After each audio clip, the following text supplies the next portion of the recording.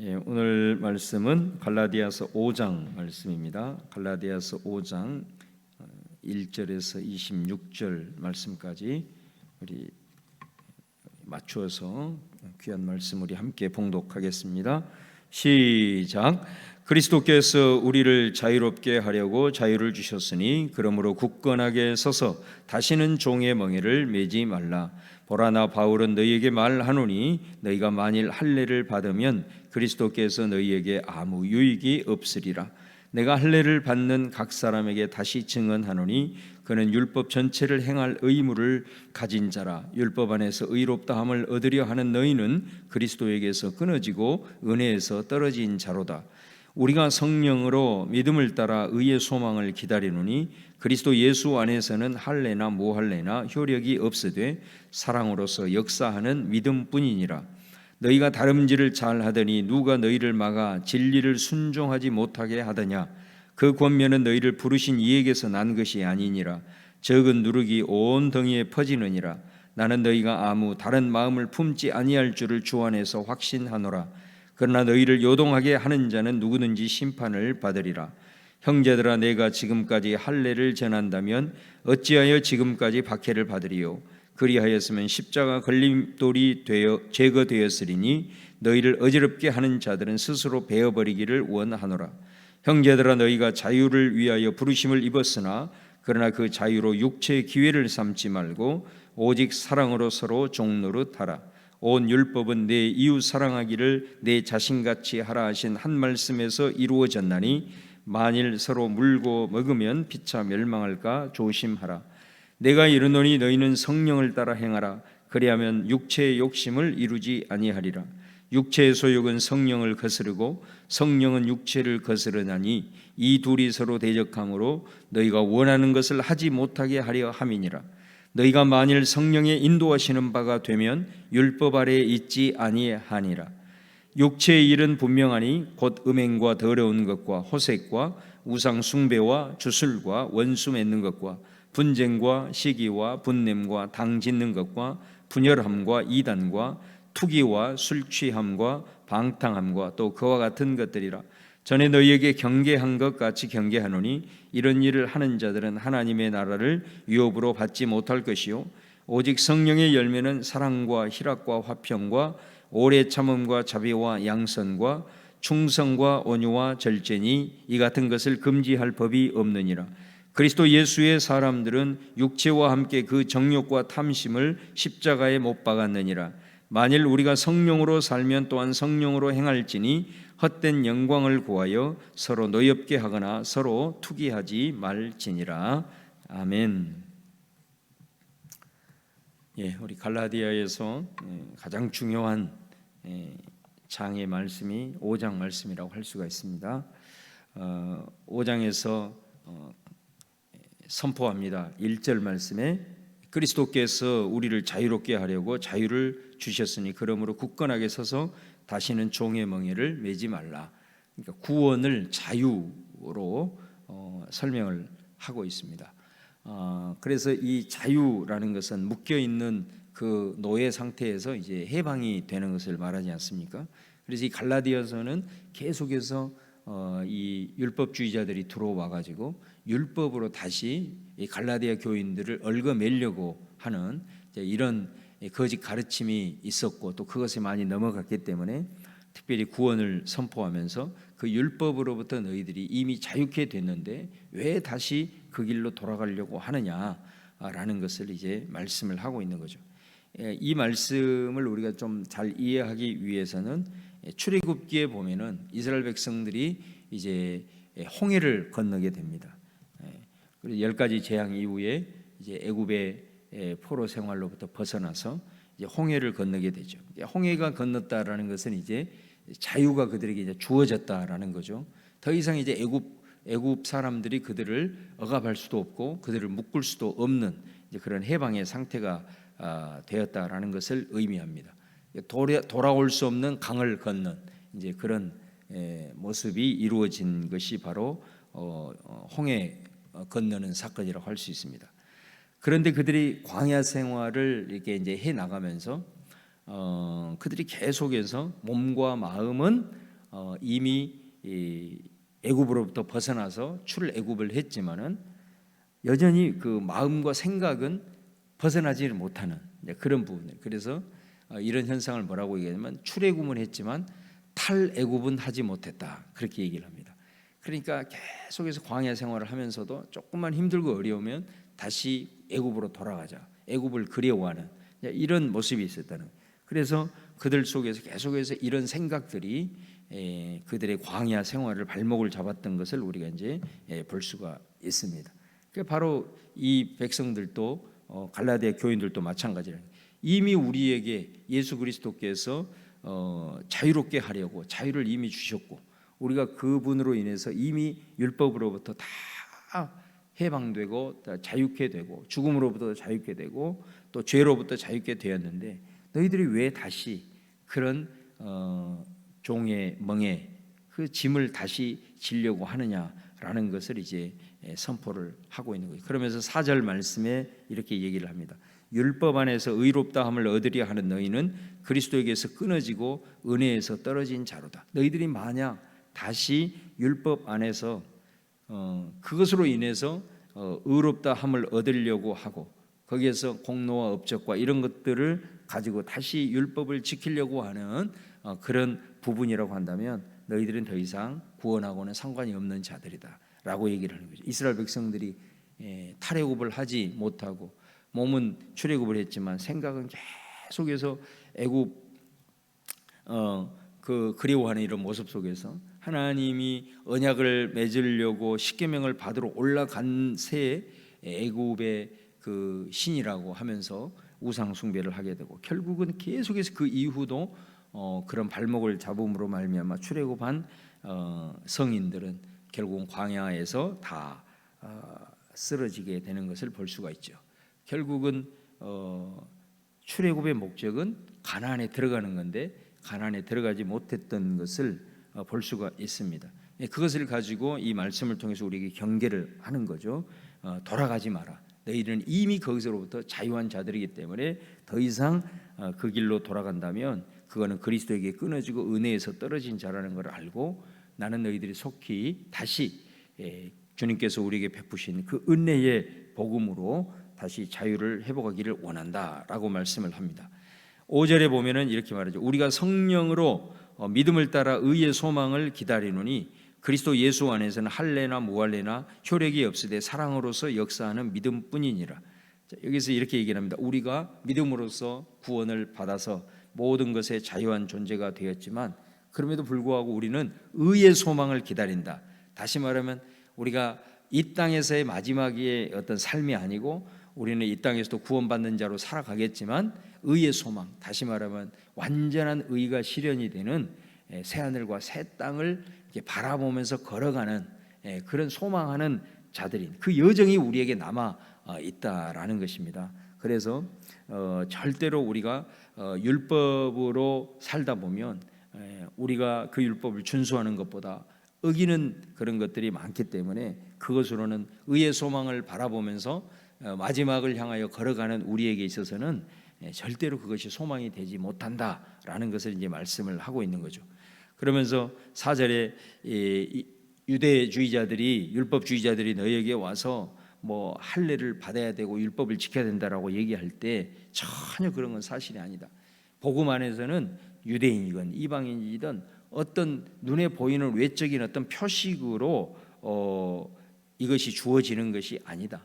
우리는 오직 믿음으로 의롭게 되었으므로 이제는 너희들이 그런 할례나 어떤 내가 이 율법 조문 하나하나를 지키는 것으로 너희들이 어떤 구원을 생각을 하려고 했다라고 한다면 그런 외적인 표식으로 지나간 것으로 하지 말고 차라리 그 내가 주님을 믿음으로써 하나님의 사랑을 받은 그 사랑이 내 삶에서 나오는 사랑으로서 역사하는 그 믿음으로 차라리 보여주려면 보여주어라 라는 것을 이제 말씀을 하고 있는 거죠. 그러면서 이제 7절에서 12절까지는 그러므로 적은 누룩이 온 등에 퍼지는 게 아니냐, 너희들 안에 이런 잘못된 가르침을 주고 있는 자들을 하루속히 너희들 그들로부터 벗어나고 또 그들을 너희 공동체에서 나가게 해라. 그러지 않으면 너희들이 이 상태에서 극복하지 못하게 된다라고 아주 단언하게 이 사도 바울이 이단적인 가르침에 대해서 선을 긋고 있는 것을 보게 됩니다. 자, 그러면서 이제 13절에 이렇게 얘기합니다. 그러면 우리가 그리스도로 인하여 이제 자유를 얻어서 율법으로 의롭게 되지 못한 것에 대해서는 이제 확실하게 정리가 되었다면 문제가 또 하나 있는 거죠. 우리가 주님께서 우리에게 자유를 주어서 어떤 것으로부터 이제 우리는 속박을 받을 필요가 없다 이렇게 선언을 하게 되면 사람들 속에 어떻게 되냐면 이제 우리는 내 마음대로 살아도 되겠구나. 우리는 자유이기 때문에 어떤 것으로부터도 제약을 받지 못하겠구나. 율법도 뭐 이제 자유가 되었으니 뭐 율법을 어긴들 무슨 상관이냐. 또 이런 오해가 있을 수 있고 실제로 이 문제가 또 초기 교회에 상당히 문제가 되었던 것을 보게 됩니다. 율법을 아예 다 버려버리는 거죠. 이제 자유를 얻었으니까 내 마음대로 살아도 된다 이런 것입니다. 그래서 오늘 사도 바울이 13절에 이렇게 말을 합니다. 형제들아 너희가 자유를 위하여 부르심을 입었으나 그러나 그 자유로 육체의 기회를 삼지 말고 오직 사랑으로 서로 종노릇하라. 종교개혁을 일으켰던 그 마틴 루터가 그 자기의 종교개혁의 구호를 바로 이 갈라디아서 5장 1절로 선포하고 난 다음에 이렇게 얘기를 했습니다. 그리스도인의 자유라고 하는 것은 그리스도께서 우리를 자유롭게 하고 자신의 모든 것을 드림으로 우리는 완전한 자유자가 되었다. 그런데 거기에다가 참 자유라는 말을 합니다. 그럼에도 불구하고 그리스도인의 참 자유는 그리스도께서 내게 주신 모든 자유를 다시 그리스도께 반납하고 그리스도께 철저하게 묶이는 것이다. 매이는 것이다. 이것이 그리스도인의 참 자유다. 그렇게 말을 했습니다. 그게 오늘 표현에 육체의 기회를 삼는 게 아니라 그 자유를 오직 사랑으로 서로 종노릇하는 것, 바로 이것이 되어야 된다라는 것입니다. 그러니까 우리에게 주어진 자유로 이제는 무엇이든 우리가 선택을 할 수 있다는 거예요. 근데 뭐를 선택을 해야 되느냐? 바로 네 가지고 있는 자유로, 자유로운 자유 의지를 가지고 뭐를 선택을 해야 되냐? 예수께 메인 선택을 함으로써 주님이 걸어가셨던 그 사랑으로 섬기는 바로 이것을 선택하는 것이 그리스도께서 너희들에게 주신 그 자유의 의미다. 그럴 때만이 우리가 그 안에서 다시 한번 자유를 누릴 수 있다라는 것을 우리에게 강조를 하고 있죠. 자, 그러면서 우리가 어떻게 그러면 이 자유로운 이 존재가 사랑으로서 서로 섬기면서 나아갈 수 있을 것인가라고 하는 이제 답을 16절에서 마지막 26절까지 한 단어로 설명하면 그것이 바로 성령입니다. 성령. 다시 말하면 하나님의 말씀은 우리에게 얘기를 하는 겁니다. 우리가 자유를 입었다. 그리고 내가 그 가진 자유로 정말 그리스도께 나는 메인 삶을 살겠다. 그리스도의 그 길을 따라가겠다. 자유롭기 때문에 율법을 다 버리고 말씀을 다 버리는 게 아니라 오히려 그리스도께 순종하면서 살아가겠다라는 것이 그러면 그 또 다른 묶인 것 아닙니까? 이렇게 얘기를 하지만 아니죠. 내가 어떤 일을 하더라도 억지로 하는 것하고 내가 자원해서 하는 것하고는 완전히 수준이 다른 거죠. 그거를 말하는 겁니다.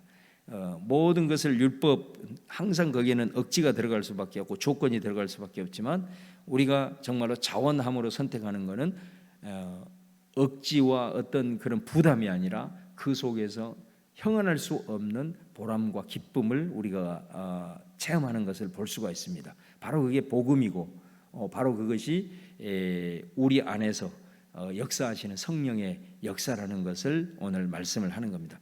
그래서 오늘 이 성령에 대한 말씀이 이렇게 쭉 나옵니다. 육체와 성령 거스른다. 또 육체의 일을 맺는 자는 하나님 나라 유업으로 받지 못한다. 성령의 열매를 그러므로 맺어야 된다.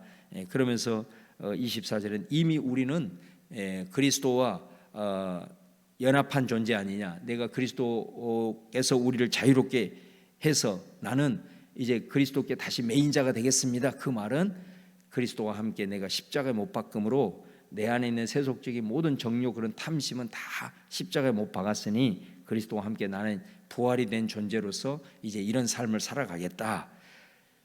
자, 우리가 성령이 우리 안에 예수 그리스도를 믿음으로 들어왔다라는 것은 이제 성령이 자유롭게 된 하나님의 사람들을 이끌고 가겠다는 겁니다. 그래서 오늘 말씀에 보면 우리가 성령이 우리 안에 있다고 해서 우리가 어떤 뭔가를 주도적으로 해 나가는 표현은 거의 없어요. 여기 말씀에 보면 모든 게 수동태예요. 그러니까 우리의 삶은 성령이 인도해 나간다는 겁니다. 그러니까 우리는 그냥 성령을 따라가는 거고, 또 내가 인도해서 가는 게 아니라 성령의 인도함을 받는 거고, 그러니까 다 그렇게 되어 있는 거죠. 그래서 오늘 말씀은 예수님이 말씀한 것처럼 너희는 나무는 열매를 통해서 알 수 있다 그랬습니다. 그러니까 우리는 생명나무, 예수 그리스도께서 우리를 자유롭게 함으로 우리는 이미 자유의 나무, 구원의 나무라는 거예요. 그러면은 그 구원의 나무에는 성령께서 마치 뿌리에서 나오는 생명의 그 생수가 되어 가지고 그 나무에 공급을 함으로써 결국은 거기에 합당한 열매들이 맺히게 된다. 열매도 맺는 게 아니라 맺혀지는 거잖아요. 다 그런 겁니다. 그래서 이 말씀의 핵심은 뭐냐면 너희들의 구원받는 너희들의 삶을 끊임없이 돌아봐야 된다. 그거는 뭐냐? 내가 내 삶의 열매를 통해서 성령이 나를 인도하고 성령이 나를 이끌어가고 있는지를 날마다 확인을 하고 살아야 된다는 것입니다. 왜냐하면 반드시 우리는 구원받는 하나님의 자녀고 우리 안에 성령이 내주에 있기 때문에, 그리고 그리스도인들은 늘 하나님께 예배하고 기도하는 그런 삶을 살기 때문에 열매가 맺힐 수밖에 없다라는 거예요. 나무가 그런 나무기 때문에. 그러니 너희들이 삶을 살아가면서 이 나무가 당연히 이 열매를 맺어야 되는데 이 열매를 맺히고 있는지, 그것을 통해서 성령이 내 안에 역사하고 있는지를 늘 확인을 하고 살아가야 된다라는 것을 말씀을 하고 있는 겁니다.